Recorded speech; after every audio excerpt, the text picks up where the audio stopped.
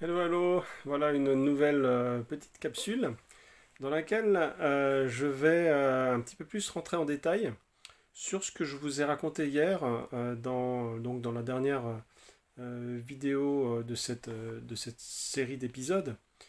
En fait, j'ai dit quelque chose que j'avais pas trop prévu de dire, qui concerne donc nos différents plans, les plans du corps éthérique, hein. Ces trois dernières capsules parlaient de ça. Et en fin de vidéo du dernier épisode, je vous disais qu'avec notre plan vertical, en fait, pour s'amuser, en fait, le travailler, et aussi ça peut être un outil sympa dans le quotidien, on peut s'en servir pour, par exemple, tester la qualité vibratoire d'un aliment. Et voilà, je vous les ai un petit peu lancé ça comme ça, mais j'ai pas du tout donné d'explication. Et je me suis dit que ça pourrait être intéressant de donner un petit peu plus de clarté, d'explication à comment en fait ça fonctionne. Parce que ça peut paraître un petit peu magique comme ça, mais en fait c'est quelque chose qui est accessible à tout le monde. Alors évidemment ça se travaille en fait, hein, c'est de l'ordre du ressenti, c'est-à-dire on va utiliser pour ça une capacité extrasensorielle qu'on appelle le canal du clair ressenti. Sachant qu'on a d'autres capacités extrasensorielles. Une capacité extrasensorielle, c'est quelque chose qui se développe, qui se travaille un petit peu comme on peut travailler l'oreille musicale, par exemple, dans la musique. C'est, je dirais, du même ordre de, de subtilité. D'accord. Et c'est quelque chose qui se développe. Alors, il y a des gens qui l'ont plus développé à la base, d'autres qui l'ont moins, mais c'est quelque chose qui se développe. Alors, comment ça fonctionne? Donc, je vous disais que pour mesurer la qualité vibratoire d'un aliment, on va poser l'intention de ce qu'on souhaite mesurer. Donc le plus simple, c'est de poser l'intention de mesurer sa qualité vibratoire. On appelle ça, donc c'est un mot qui est beaucoup utilisé dans l'ésotérisme, mais dans la vibration, c'est, disons, que son taux énergétique, si on veut. D'accord.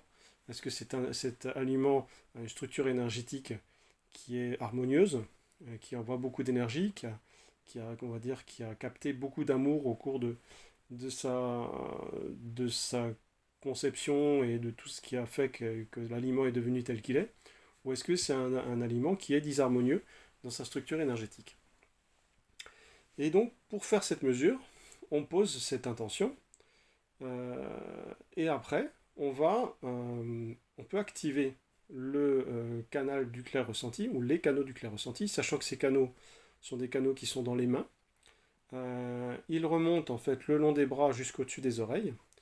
Et quand on va activer ce canal et qu'on va poser l'intention d'aller faire une mesure, en fait, on a un autre canal qui va rentrer en relation directe avec le canal du clair ressenti, qui est le canal des mains, tout simplement, qui est quelque chose qu'on appelle parfois plutôt le chakra des mains, généralement, mais on pourrait plus justement appeler ça un canal, parce que c'est un canal qui peut s'étirer à souhait sur des mètres, des dizaines, des centaines de mètres si on le veut. Et donc, on va simplement avec l'intention de mesurer cet objet, ça va se faire tout seul. Le canal va s'étirer à partir des mains jusque dans le corps éthérique de l'objet ou de l'aliment, puisque là il est question de l'aliment.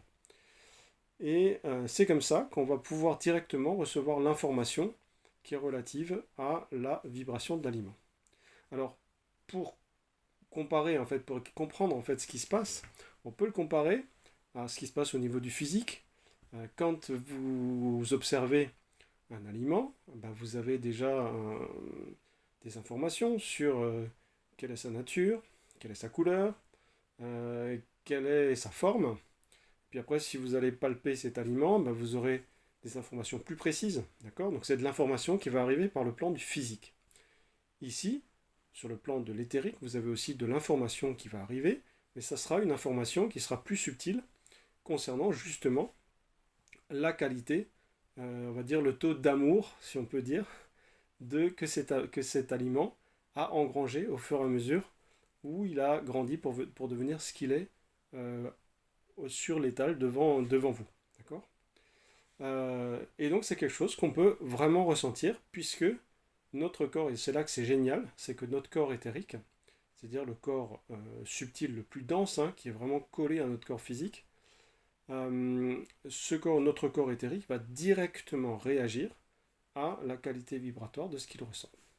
Et donc c'est là que va intervenir notre plan vertical, c'est-à-dire que il y a d'une certaine manière 3 voire 4 cas de figure qui vont se présenter, soit notre plan vertical il va rester bien centré.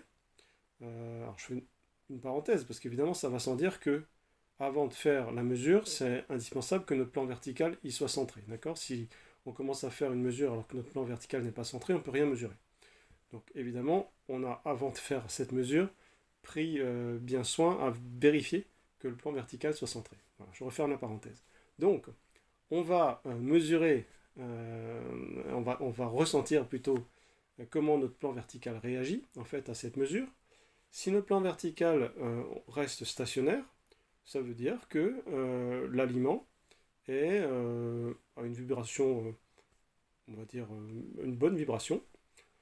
Si on a la sensation que notre plan vertical se renforce, que notre corps éthérique se dilate, hein, il y a une sensation particulière en fait, c'est comme si on devenait plus large, plus grand, et ça se fait vraiment au contact de ce qu'on mesure. Donc il y a une dilatation franche de notre corps éthérique, qui est plus ou moins franche et grande suivant la vibration de ce qu'on mesure. Eh bien, ça veut dire que ce qu'on mesure est vibratoire, très vibratoire, avec une grande capacité d'énergie positive. Et si notre plan vertical se décale, soit sur la gauche, soit sur la droite, eh bien, ça veut dire que l'aliment est, on va dire qu'il y a une problématique dans sa structure énergétique.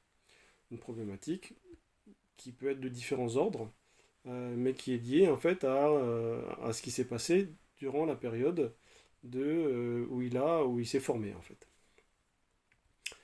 Ça peut même être lié à ce par quoi l'aliment est passé. Hein. L'aliment peut être très vibratoire. S'il est passé sous un appareil qu'il a scanné, suivant ce dans quoi il est passé, en fait, le scan, ou le scan, voilà, des appareils dans les aéroports et choses comme ça, vont induire aussi une vibration qui peut être particulière et qui peut, d'une certaine manière, déformer la qualité et la structure énergétique de l'objet. Donc, de l'aliment. Donc il peut y avoir plein de paramètres qui font que cet aliment a été, on va dire, dénaturé. Et après, je vous disais qu'il peut y avoir un quatrième cas, c'est si notre plan vertical se met de travers. Dans ce cas-là, ben, ça donne une indication qui est intéressante, c'est que l'aliment en question a une radioactivité anormale. D'accord? Un taux de radioactivité qui est anormal. Donc, voilà, notre plan vertical va pouvoir nous donner plein d'informations de ce genre-là. Après, il est également possible de mesurer la vibration en pourcentage, mais ça c'est autre chose. Ça va se faire plutôt avec le plan latéral ou le plan horizontal, voire en radiesthésie. Donc c'est voilà, c'est d'autres techniques, mais rien qu'avec notre plan vertical, déjà, ces choses vont nous donner des indications très précieuses sur un aliment ou un objet. Voilà donc voilà ce que je voulais vous dire aujourd'hui. Une petite chose encore que j'avais dite aussi dans la précédente capsule, c'est que on peut poser par exemple une autre intention, une autre question. C'est toujours des questions fermées, hein. La réponse doit être, en tout cas la base pour tester ça avec le plan vertical, doit être une question fermée où la réponse est oui ou non. Et on peut aussi, par exemple, poser la question, est-ce que cet aliment est bon pour moi? Et je vous disais qu'il peut arriver qu'un aliment soit très vibratoire, mais qu'en réalité, il ne soit pas forcément bon pour vous par rapport à là où vous en êtes au niveau de votre santé, au moment où, voilà, où vous allez consommer cet aliment, tout simplement parce que, peut-être au niveau de vos besoins, cet aliment ne correspond pas en fait à... c'est peut-être quelque chose d'aller mal digérer, enfin voilà. Alors que l'aliment lui-même, en réalité, est très vibratoire. C'est une information aussi qui peut passer tout simplement parce que notre corps éthérique va, quand on pose cette question, va, comment dire, il va se passer quelque chose comme de l'ordre de la résonance.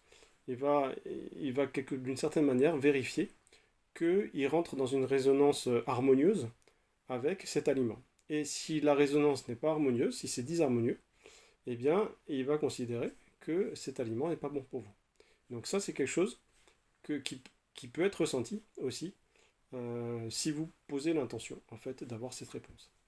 Voilà donc comment ça fonctionne je dirais en résumé. Et je vous dis donc à très bientôt pour une nouvelle capsule où je continuerai donc à partager avec vous un petit peu, bon là c'était plus une info supplémentaire par rapport à ce que je vous ai raconté dans la dernière capsule, mais je reviendrai sur des outils énergétiques que j'utilise donc pour me centrer au quotidien. Bye bye.